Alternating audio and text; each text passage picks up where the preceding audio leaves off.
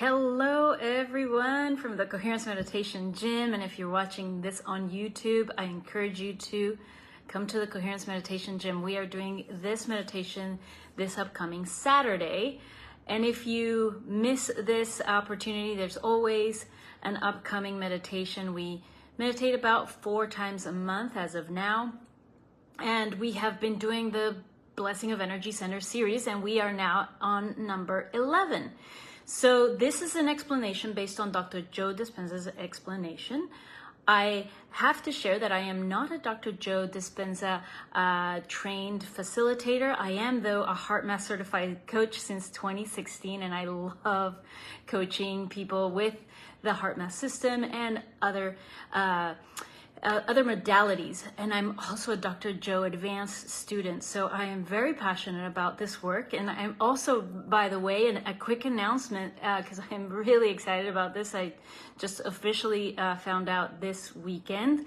I'm a part now of the 30-day challenge that Kyle and Leah, if you're familiar with their 30-day coherence challenge, this is I don't know what year they're on, but they've been doing these challenges now for years, and they have grown their network to, I don't know how many, but there's about 30,000 on YouTube, there's about 20,000 on Facebook, and the people that they bring on to the challenges are just mind-blowing. I mean, some of my teachers that I have studied under for years and years and years, and this one upcoming, which is September, I can share the details here below in wherever you're watching.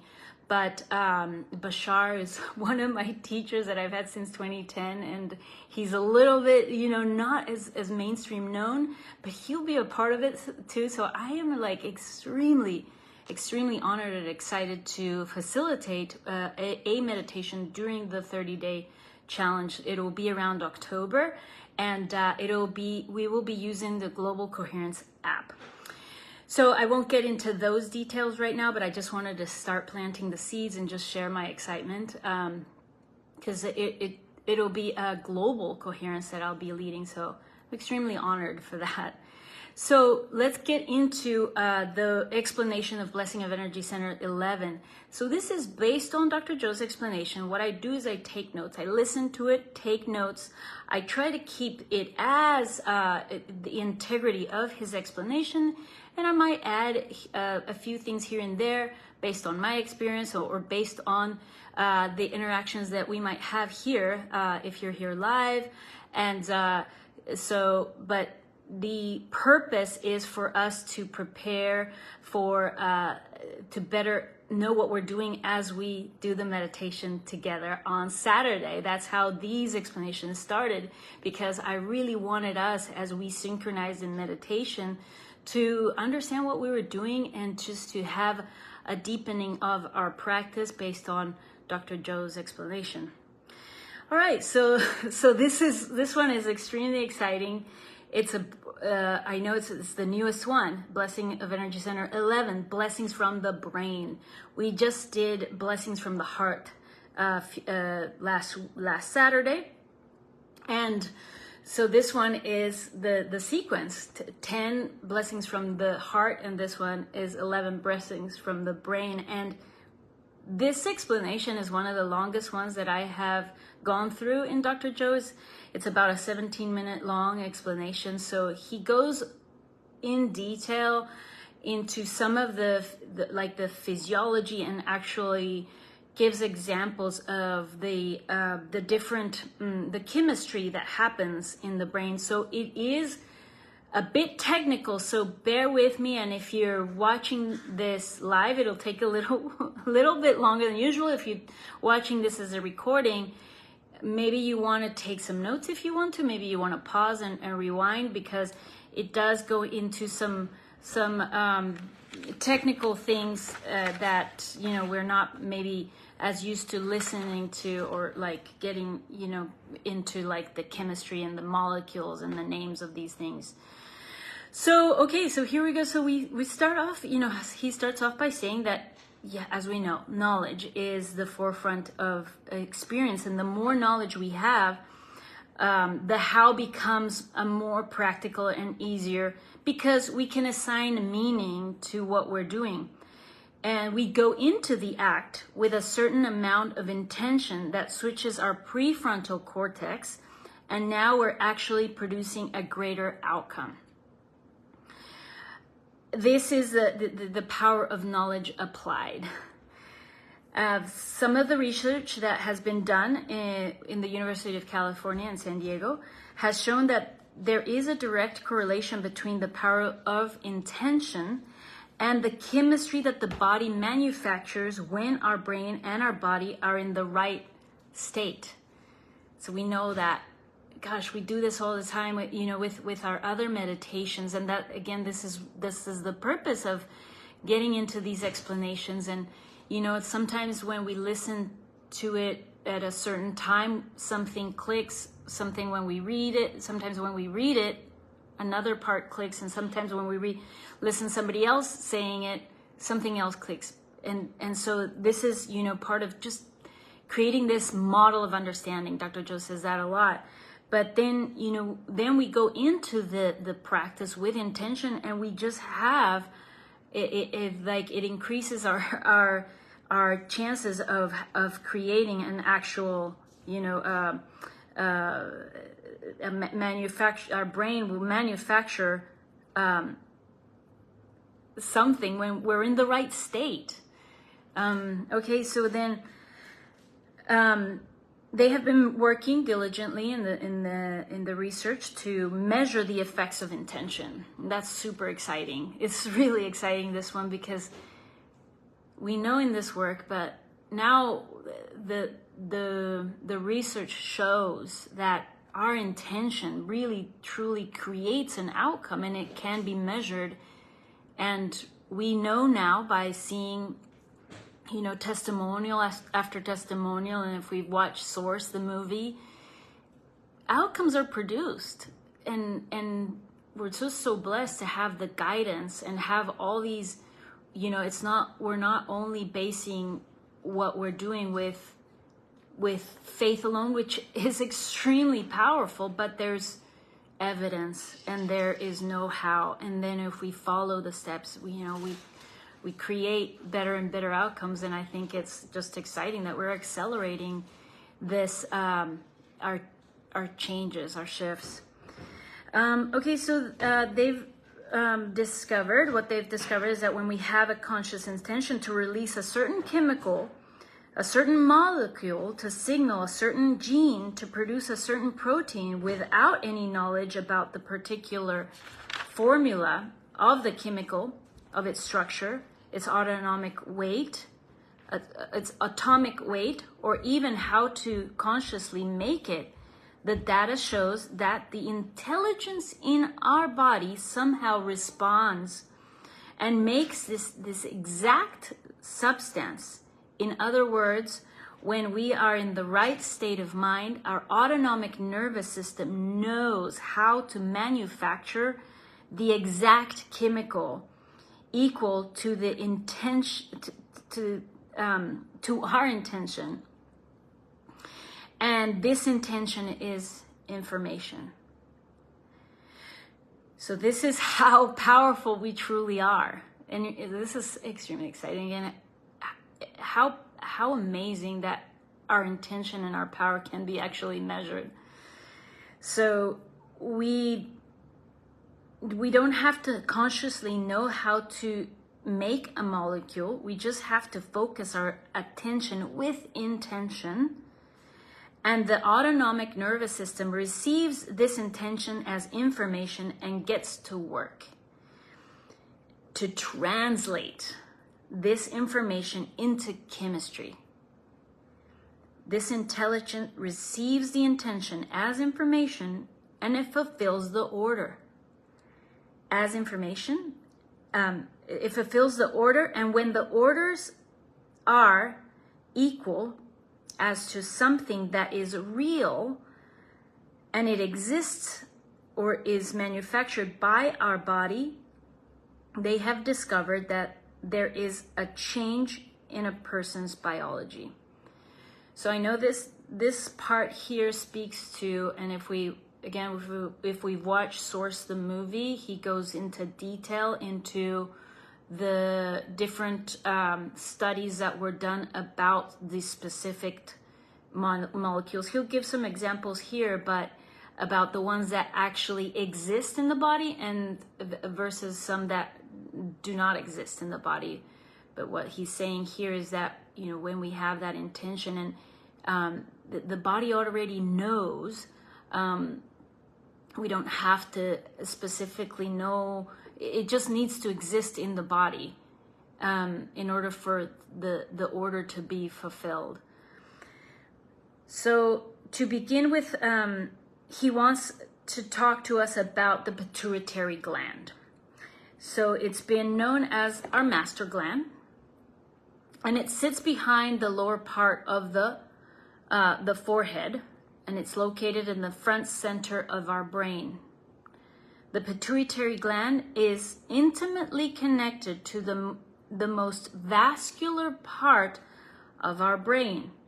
This area is called the hypothalamus. The hypothalamus sits in the midbrain, or the limbic brain, which is the seat of our autonomic nervous system. It's also been called the chemical brain because it manufactures these small little chemicals, messengers called trophins or tropic molecules, which actually signal different hormonal centers in the body. And these hormonal centers are also called in this work our energy centers. So just to rewind a little bit, the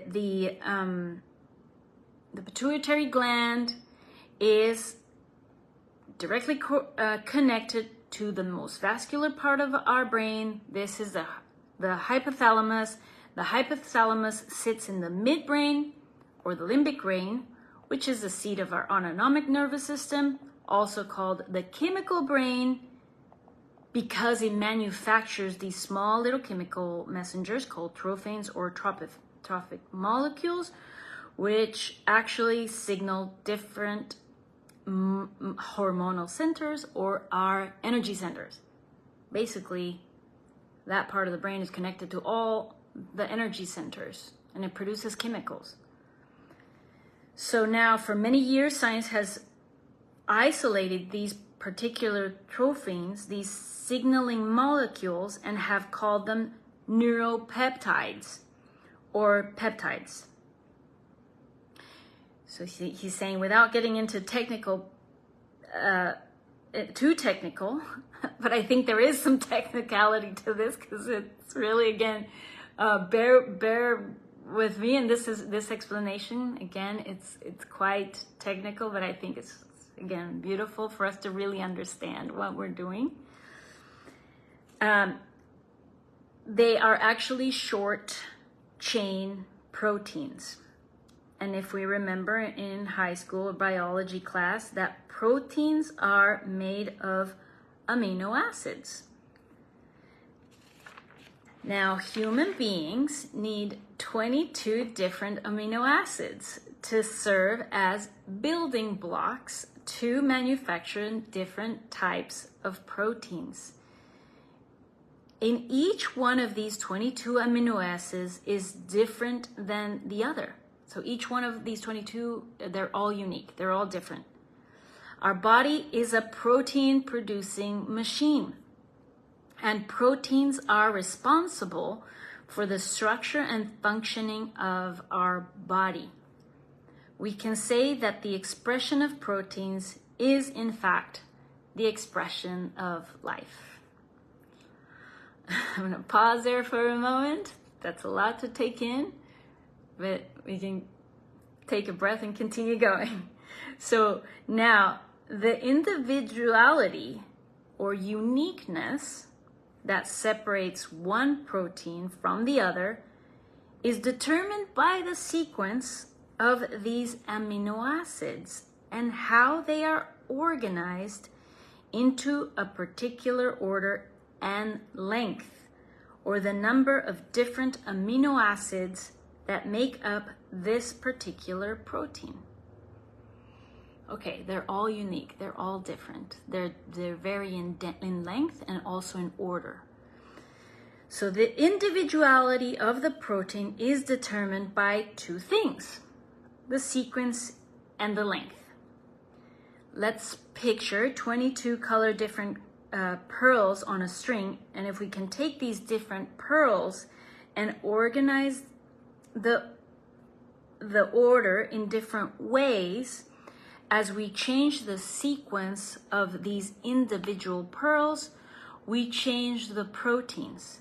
And by the same means, since the length of the amino acid chains of a particular protein determines its individuality, we can change the length of the pearl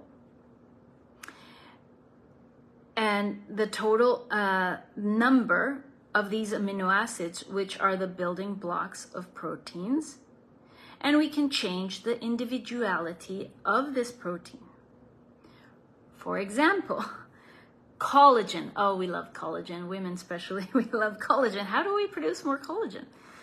Is a protein, and it's different from the from an immunoglobulin, which is a protein, and they are different because of the sequence and length of the amino acid chains. Now, when proteins are under 200 amino acids, and I love how he said it, we're not going to get too technical, but here we are. But I find this, of course, fascinating. If we're in this work, we're accustomed to getting deeper, and even though we might not be chemists or biologists or nurses, or maybe we are, but I think this is beautiful, just again to gain this understanding and to realize how powerful we are and how much we have this ability to self-produce all this life inside of us with focus, with attention, with these processes. And all right, okay, so let's keep going. So when proteins are under 200 amino acids in length, they're called peptides. So peptides are short-chained proteins. Now the hypothalamus, this vascular part of the brain that is connected to the pituitary, is the brain's chemical factory and is responsible for building these different peptides, these short-chain proteins. And once these peptides are assembled, they're moved into the pituitary gland, which is directly connected to the hypothalamus, and then they are released through the front part of the pituitary gland. And these unique and different peptides or trophins, these chemical signals, go directly to the different hormonal centers in our body, or our energy centers. So for example, the pituitary gland releases a neuropeptide called luteinizing hormone, also known as LH, and another called follicle stimulating hormone, also known as FSH. So they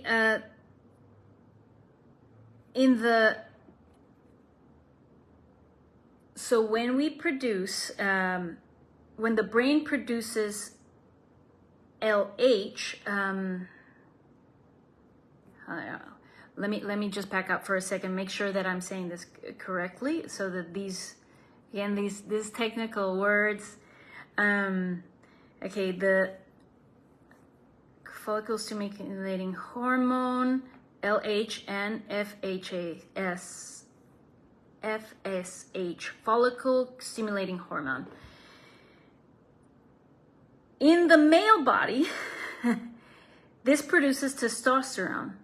The LH in the male body produces testosterone. Sorry, that's what I wanted to make sure I got correctly. And the FSH in the brain, in the male brain, produces sperm.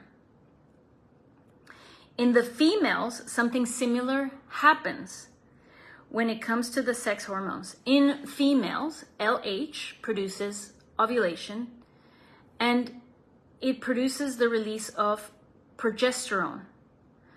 And by the same means, follicle stimulating hormones in the female brain stimulates the ovaries to produce eggs. And this is all for procreation. And they all go to the first energy center. Makes sense. So now, since they are different neurotrophic factors that influence each of these different hormonal centers, another example is another neuropeptide called the adrenocorticotropic hormone, or ACTH, or also known as CRH.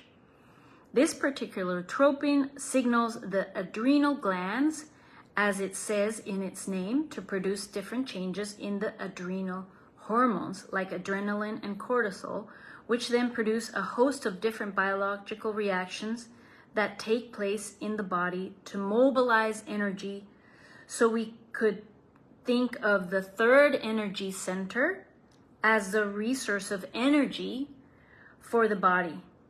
The growth hormone releasing factor is also made of in the hypothalamus, and it's signaled through the pituitary gland, and it signals the heart center, or the fourth energy center, to produce growth hormones, and that affects the thymus gland for immune function, for regeneration, for growth, for cell and tissues in the body. So he's explaining again how each hormone then corresponds to each energy center, and they're different. All of these different hormones go to the centers that are in charge of these functions of the body. But the master gland is the one that sends the signals. So that's what we're getting at with this blessing of energy centers. All right, and there's a few more examples here. Oxytocin, which is made in the posterior, or the back part of the pituitary gland, can signal a host of different reactions in the body, which then opens the heart with blood and energy, and we feel these wonderful elevated emotions, which also have a positive effect in the body.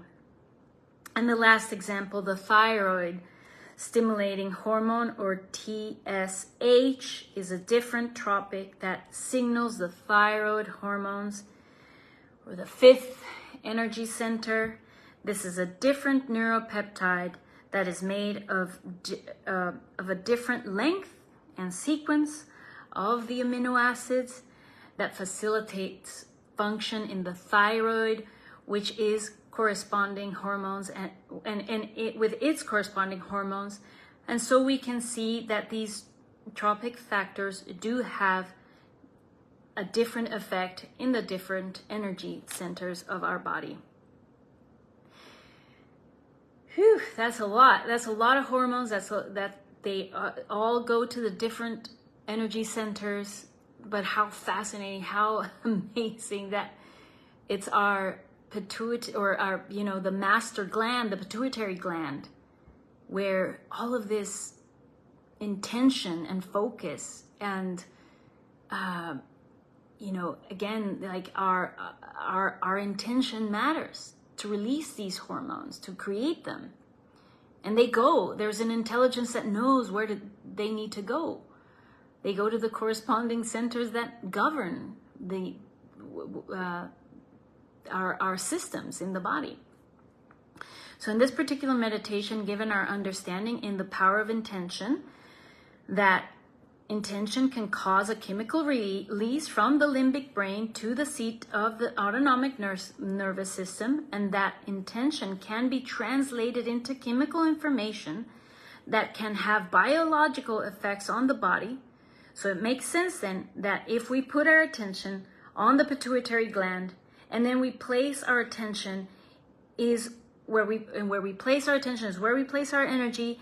And when we have the intention to stimulate this gland to intentionally release its neuropeptides that are related to the corresponding energy centers of the body, we could be putting our attention on this master gland, the 7th energy center, the pituitary gland. And this is our target. And this is where we want to intentionally release the different neuropeptides to create more balance, more harmony, more order, which have such positive effects in our bodies and in our brain.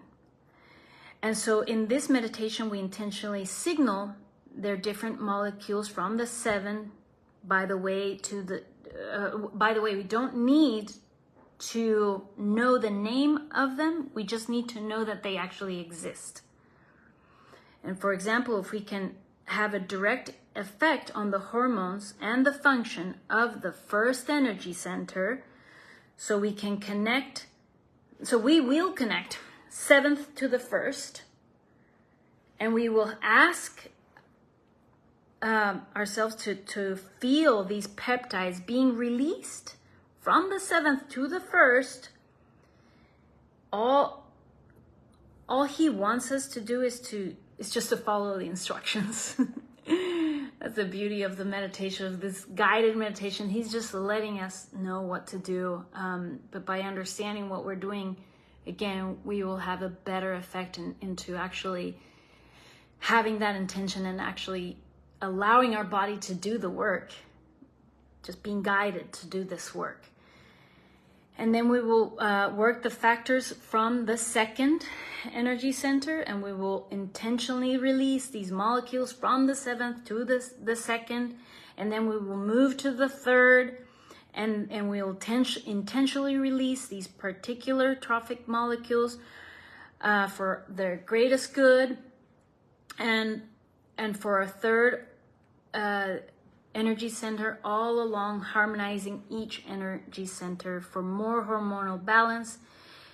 Then we'll move into the 4th, we'll move then to the 5th, then to the 6th, and when we get to the 7th, we will balance this center.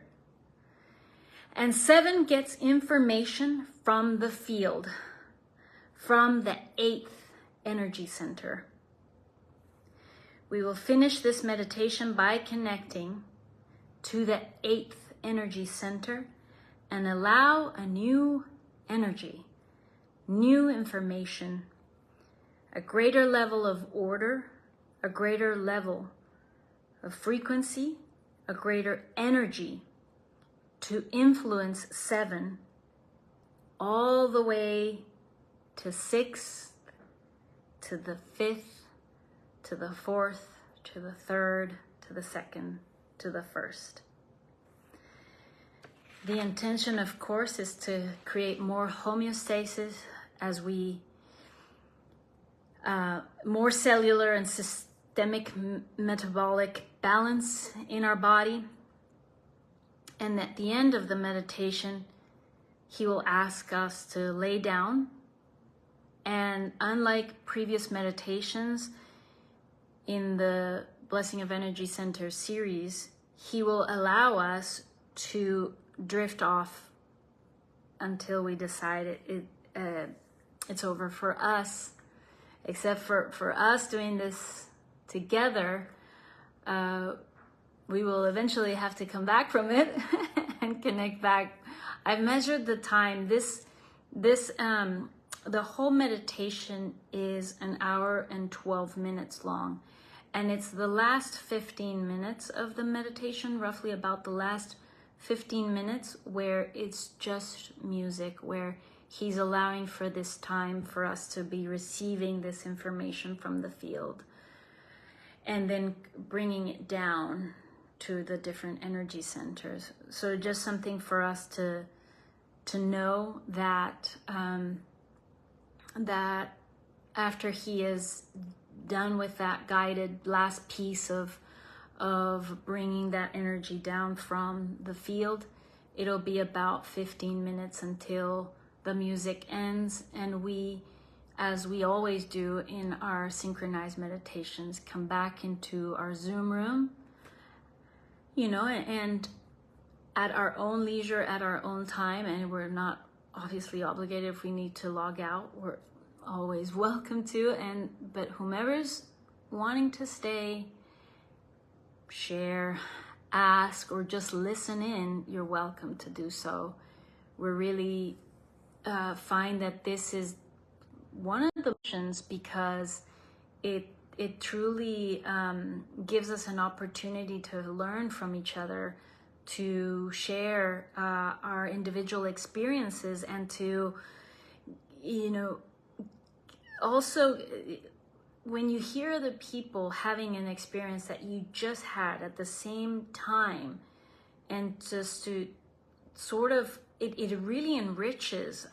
We've found that you know, it even motivates us, and as we come out of meditation, it takes also time for things to integrate, and the feedback and the sharing is also another opportunity for more information, for more of this experience to be enhanced. So wow, this one is going to be amazing. I've never done it personally, so this will be my first time this Saturday, and hopefully you'll come and join. And again, if you're watching this as a recording, and you're not part of the Coherence Meditation Gym, I hope you come in time to do it with us this Saturday. But if you're watching here live, I have Claudia and Chris and Lori and Jessica, Diane, Rosalinda, Arthur, Donald. I hope, gosh, I can't wait for us to do it together. It's so exciting. It's so empowering to know how much power, how powerful we are, how amazing our bodies are, how, oh gosh, I mean, there's no words to describe the marvelous machines that we have in our bodies. So I look forward to doing this together again.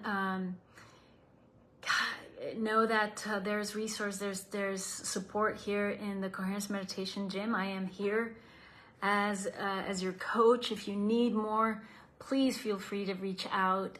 It's my joy and my pleasure to train people into the heart-math system, into other modalities that go perfectly well with this work.